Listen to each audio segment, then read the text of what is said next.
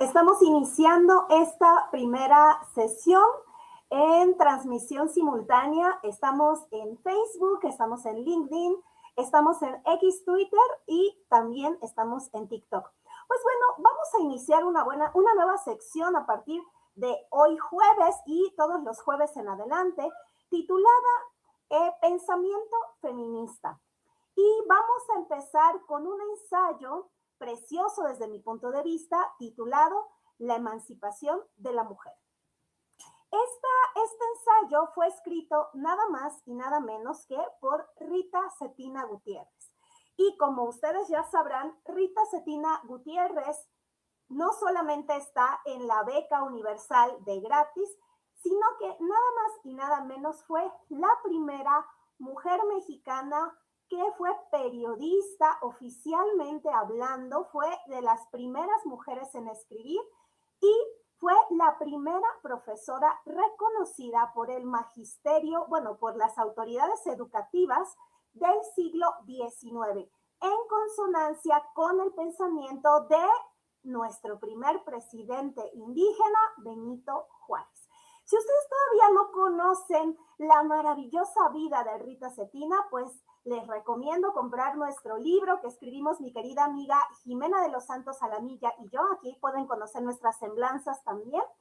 Y está hecho con bastante rigor, a pesar de ser un libro de ficción histórica, está hecho con bastante rigor y creemos que les va a gustar, por lo menos eso es lo que nos ha comentado la gente que lo ha leído.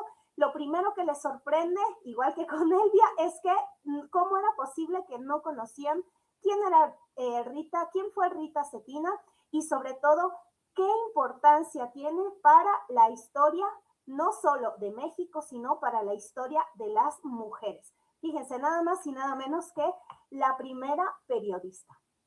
Y bueno, esto va mucho a colación o queremos iniciar con este ensayo debido a una circunstancia simpática, diría yo. Hace unos días o esta semana se recordó, se me acaba de olvidar su nombre, Sergio Salmerón, Pedro Salmerón, perdóname si me estás escuchando, disculpa, es que me confundo con Luis.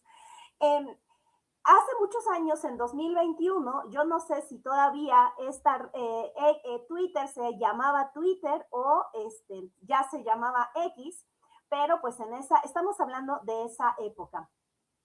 En ese entonces, un investigador llamado Guillermo Sheridan, un investigador mexicano, había afirmado que Octavio Paz fue el primer pensador que habló en México del pensamiento feminista.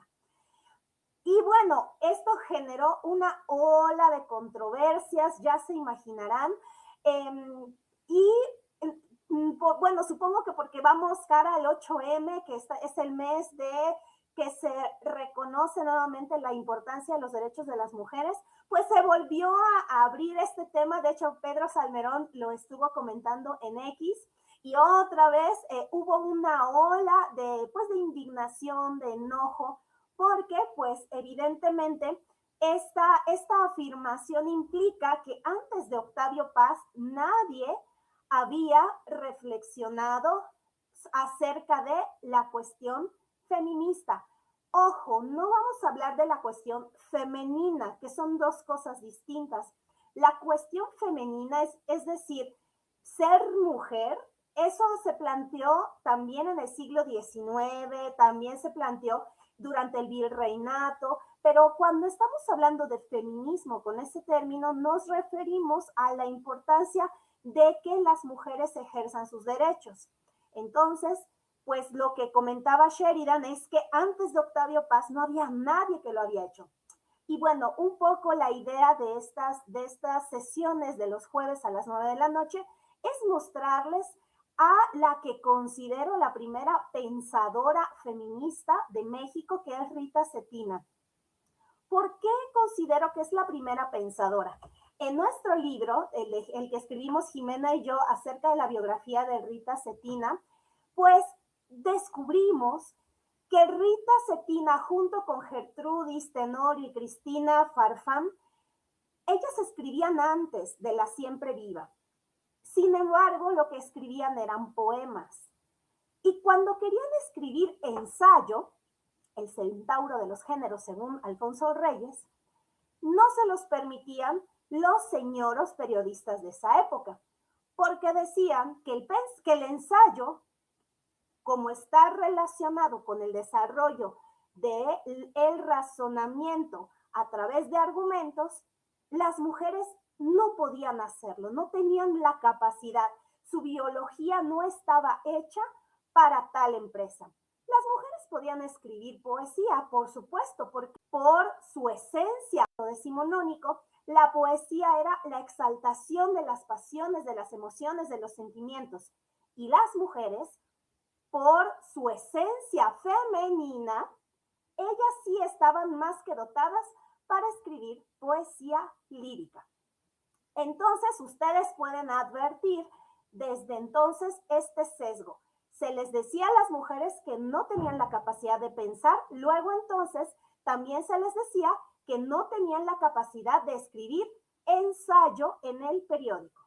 Bueno, pues entre muchas otras cosas, ustedes ya conocerán las aventuras de Rita Cetina, Gertrudis Tenorio y Cristina Farfán, pero ellas se convierten en las primeras periodistas que administran el periódico, es decir, peso por peso, estar pendientes de las ventas, de tener ganancias, también escribían y también hicieron la escuela La Siempre Viva y también invitaban a las lectoras a que escribieran y lo publicaran en el periódico. Una empresa completamente de la ilustración de este pensamiento francés, pero con una clave feminista, porque estamos hablando de derechos. Desafortunadamente, no conocemos esta historia. Esta gran aventura periodística comienza en 1870. Estamos en 2025. Faltan un poco más de 30 años para que sean 200 años de que estas tres grandes mujeres iniciaron la empresa en el periodismo mexicano y no sabemos qué diantres escribieron ahí. Pues bueno, eso se acabó, querida comunidad. Vamos a empezar con toda esta gran aventura de Rita Cetina. Si ustedes gustan participar o escribir, pues aquí estoy pendiente. Pues bueno, entonces, ese es el contexto que yo les quería presentar acerca de la importancia del pensamiento feminista decimonónico, que ahí empieza la historia del pensamiento feminista en México. Ahora, ¿cómo vamos a revisar este pensamiento feminista? Pues bueno, simple y sencillamente tenemos que irnos a las fuentes primarias. ¿Cuál es la fuente primaria? Pues el periódico, La Siempre Viva, el que yo les decía. Estaba anunciada como una revista quincenal y estaba organizado, como les dije, por la sociedad La Siempre Viva, que estaba compuesta principalmente por Rita Cetina, Cristina Farfán, Cristina Farfán, Gertrudis Tenorio, y hay más mujeres que también, si ustedes gustan, me pueden escribir un mensaje para que me digan qué más les gustaría saber de La Siempre Viva. Tenía secciones como cualquier revista y había una sección llamada literaria. Y allá es cuando Rita inaugura su pensamiento con un ensayo titulado La emancipación de la mujer.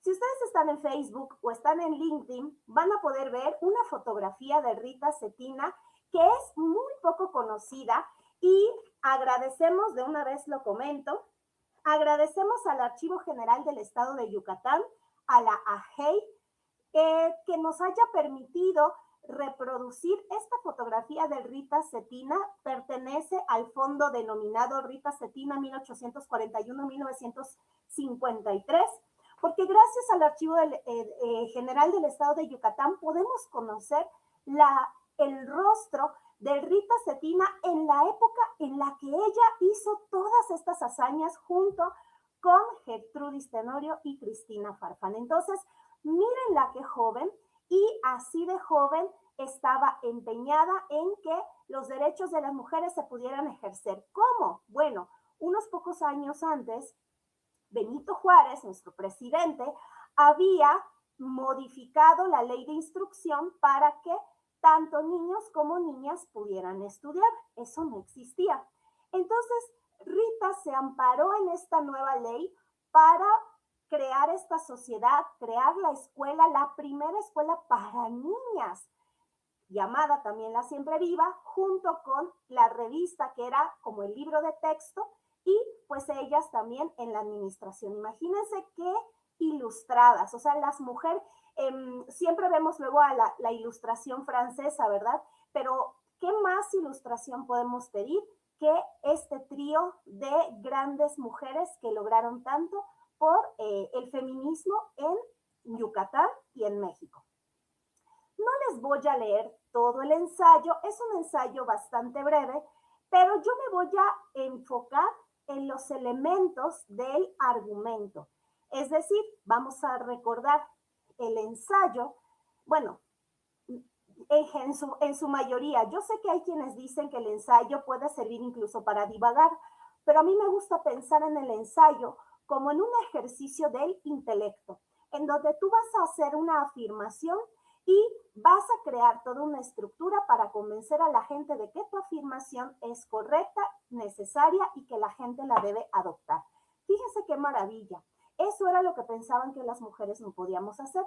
Y fíjense cuál es el artículo o el ensayo con el que inaugura Rita Cetina, nada más y nada menos con la emancipación de la mujer. Y ella lo publicó en la revista en Mérida, Yucatán, el jueves 19 de mayo de 1870. Y bueno, nuevamente esta bellísima fotografía de Rita Cetina y podemos imaginarnos a esta joven Rita escribiendo este poderosísimo ensayo. Vamos con los elementos, que es lo único que hablaré el día de hoy, con la idea de que ustedes conozcan a la gran pensadora feminista mexicana que durante casi 200 años ha sido silenciada. Vamos por fragmentos. ¿Cuál es la afirmación en el ensayo titulado La emancipación de la mujer? Les voy a leer este fragmento que corresponde a su afirmación. Rita dice, queremos, pues, deseamos con ardor que la mujer se ilustre para que abarcando su inteligencia todos los conocimientos del hombre, y continúa el fragmento, quiere que se ilustre, o sea, es toda una pensadora de la ilustración mexicana. Y ella está solicitando, ella afirma que quiere que todas las mujeres yucatecas, bueno, porque estamos en Yucatán, pero por extensión en México, que todas las mujeres mexicanas tengan acceso a la educación. ¿Para qué? Para que su inteligencia abarque todos los conocimientos que hasta ese momento solo tenía el hombre. Fíjense qué poderosa afirmación en una época en donde ninguna mujer había estudiado, ni siquiera ellas. Ellas fueron autodidactas. Y bueno, esa historia de su educación también la pueden conocer acá, la infancia de Rita Cetina, de Gertrudis Tenorio y un poco en su época adolescente cuando conocieron a Cristina Farfán. Ahora, vamos a recordar algo, voy a regresar un poquito con La Siempre Viva.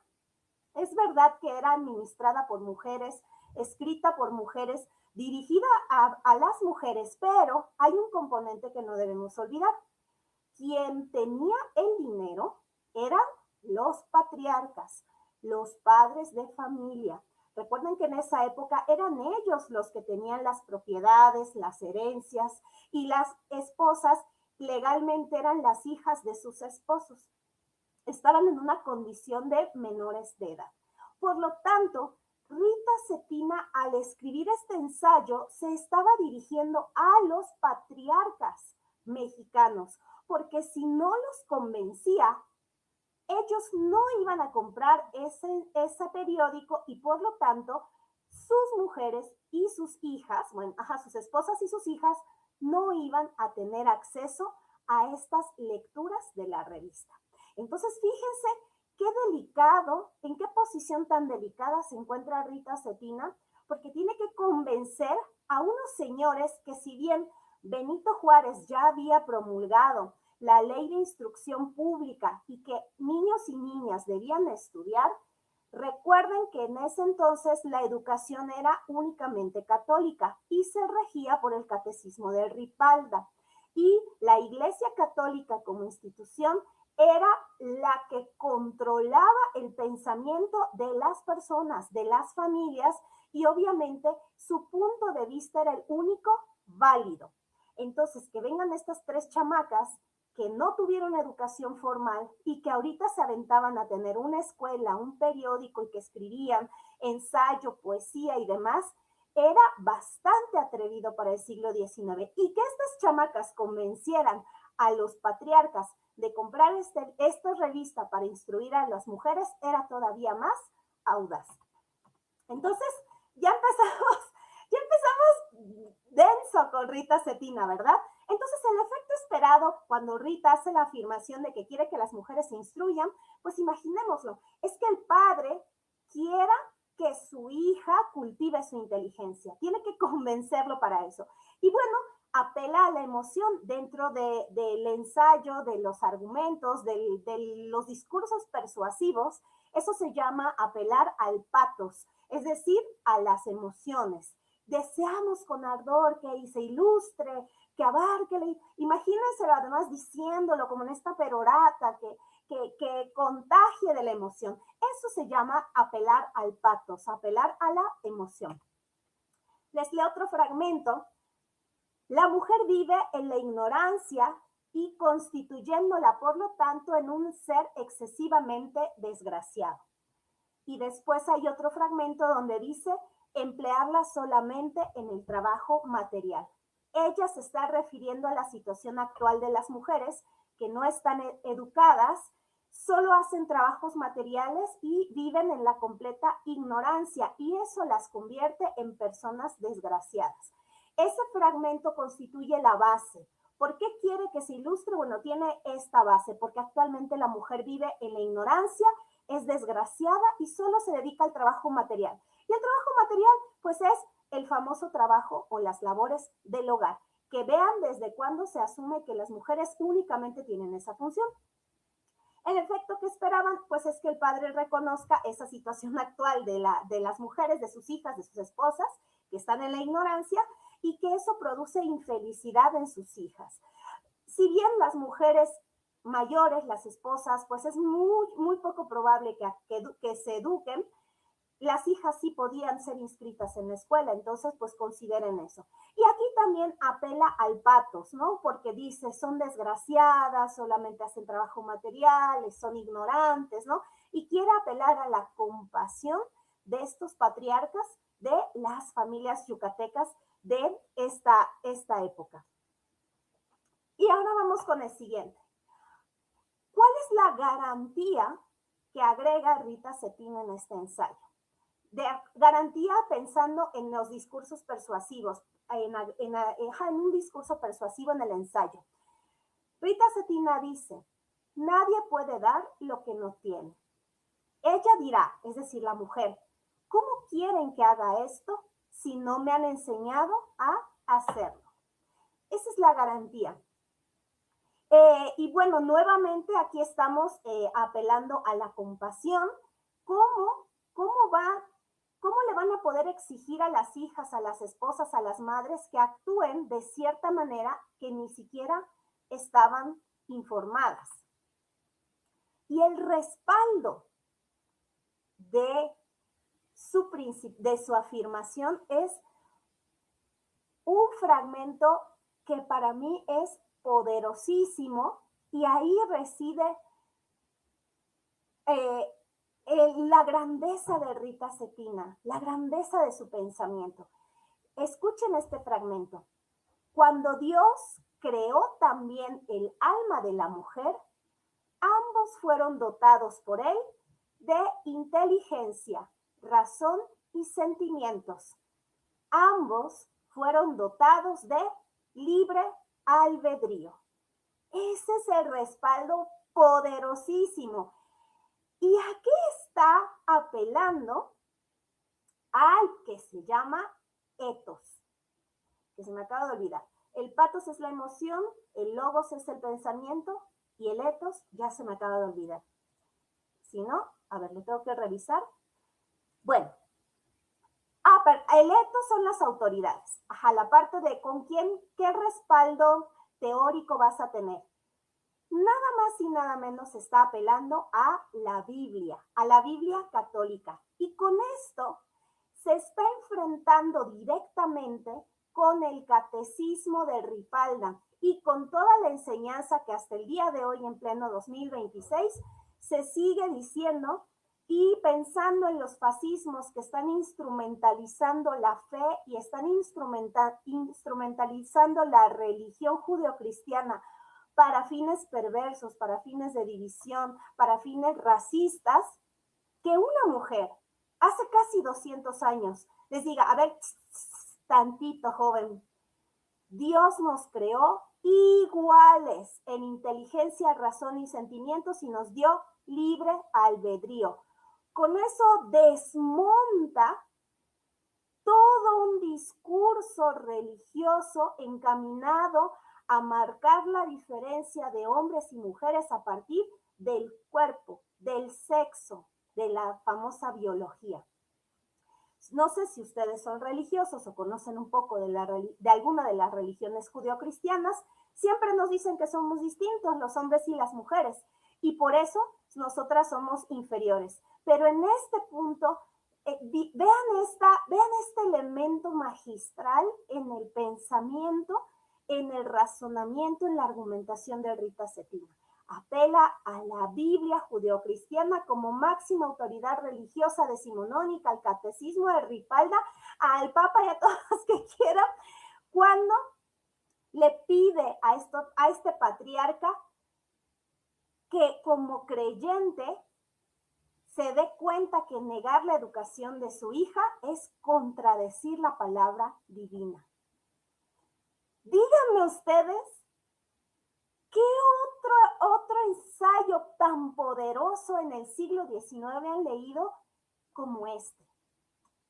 En fin, yo estoy siempre maravillada con este respaldo en su argumento. Es que la desarma por completo a todo un sistema patriarcal avalado por la Biblia, no por la Biblia, sino por estas interpretaciones que instrumentalizan la falta de acceso de los derechos de las mujeres. Están instrumentalizando la fe y la religión y eso es, desde mi punto de vista, es incorrecto. La fe es para vivirla de manera interna, porque también la Constitución dice que todos tenemos derecho a profesar la creencia, la religión que querramos, pero que se instrumentalice con fines de eliminar los derechos de ciertos grupos de personas me parece perverso. Y bueno, otro elemento del argumento se llama reserva y el fragmento dice así: ¿olvidaría por eso los sagrados deberes a que está sujeta en la tierra? ¿Olvidaría por eso la mujer los sagrados deberes a que está sujeta en la tierra? ¿Dejaría de ser hija amante, esposa tierna y madre cariñosa? No, lejos de olvidarlos, se haría más esclava de ellos. Este elemento dentro de los ensayos o de los discursos persuasivos es pensar con anticipación cuáles pueden ser las objeciones que te pueden poner. Entonces, por eso ella agrega como elemento esta reserva para tranquilizar a los patriarcas y les dice, tranquilo, tranquilo, si tu hija accede a la ilustración, no va a abandonar su hogar, al contrario, va a ser mejor hija, mejor esposa y mejor madre. Y aquí está apelando al patos, a esta autoridad, pero también al logos, es decir, a la inteligencia. Y es falsa esta objeción, la educación refuerza los roles de género. Recordemos, piensen, tratemos de situarnos en el siglo XIX, no podríamos tener pensamiento del siglo XXI en esa época. O sea, Rita Cetina es la primera mujer, la primera periodista, la primera ensayista y se está dirigiendo a los patriarcas. Sería ponerse la soga al cuello, decir, sí, se va a liberar de su hogar y ya no va a hacer caso y no se va a casar, que ese es el máximo temor de los patriarcas, ¿no? Entonces, pues ella sí tiene que, para eso sirven los discursos persuasivos, para convencer a la gente de algo, que tome cierta acción. Entonces, pues aquí Este elemento de reserva es el que agrega: los roles se van a reforzar cuando las mujeres se ilustren. Y hay un calificador que agrega, y el fragmento dice: la emancipación de la mujer, como nosotras la entendemos, no separa a esta moralmente del dominio del hombre. Nuevamente, este calificador junto con la reserva están intentando reducir la percepción de amenaza para que no crean que las mujeres se van a rebelar, no van a romper el orden familiar, para nada. Al contrario, se tiene que fortalecer la familia con la instrucción, con la ilustración de la mujer. Y aquí nuevamente apela al ethos. Y pues ya delimitó el concepto. Entonces, ya, ¿qué significaba para las siempre vivas la emancipación de la mujer? Pues su ilustración para que fortalezca su rol de género, y con eso también va a estar unida moralmente al dominio del hombre. Es decir, ella va a seguir en su condición de subordinación, entendiendo que su rol de género como hija, como esposa, como madre está abajo del hombre, pero como finalmente es madre, es responsable de su hogar, pues va a tener mejores elementos para que este hogar sea un hogar ilustrado. Entonces aquí pues sí tiene que delimitar muy bien qué significa para Rita Cetina la emancipación de la mujer. Y pues miren, con eso terminamos este pequeño ensayo, esta pequeña plática acerca del ensayo de Rita Cetina. Si ustedes tienen curiosidad de leerlo completo, mándenmelo en los comentarios para que yo les comparta la publicación del ensayo. Es un ensayo bastante breve, pero como pueden darse cuenta, es un ensayo poderosísimo. Yo creo que Rita Cetina inaugura, como dije anteriormente, el pensamiento feminista en México, y que sirva esta y las siguientes sesiones para también contrarrestar aquella afirmación que en su momento hizo Guillermo Sheridan acerca de quién inició el pensamiento feminista. Definitivamente lo inició Rita Cetina, pudiendo publicar en La Siempre Viva estos ensayos relacionados con los derechos de las mujeres. Espero que les haya gustado este primer episodio de Pensamiento Feminista, dedicado al pensamiento de Rita Cetina Gutiérrez en el periódico La Siempre Viva. Y nuevamente, si desean adquirir el libro, que es una novela breve, es una biografía histórica, es ficción histórica básicamente, sobre Rita Cetina, pues está escrito por Jimena de los Santos Alamilla, lo vamos a presentar en la Filey, se va a presentar también aquí en Atlisco, se va a presentar en la UADY. Estén atentas a las presentaciones que se van a realizar para que adquieran el suyo, pero también se pueden comunicar directamente conmigo para adquirir sus ejemplares. Y pues bueno, eso ha sido todo por el día de hoy. Espero que les haya gustado esta sesión y aprendamos en comunidad acerca del pensamiento feminista mexicano. Yo les dejo y nuevamente les agradezco por haber estado el día de hoy en esta sesión, y nos vemos el próximo jueves a las 9 de la noche con otro ensayo de la gran Rita Cetina Gutiérrez acerca de el pensamiento feminista. Nos vemos, que estén muy bien y que tengan buenas noches. Adiós.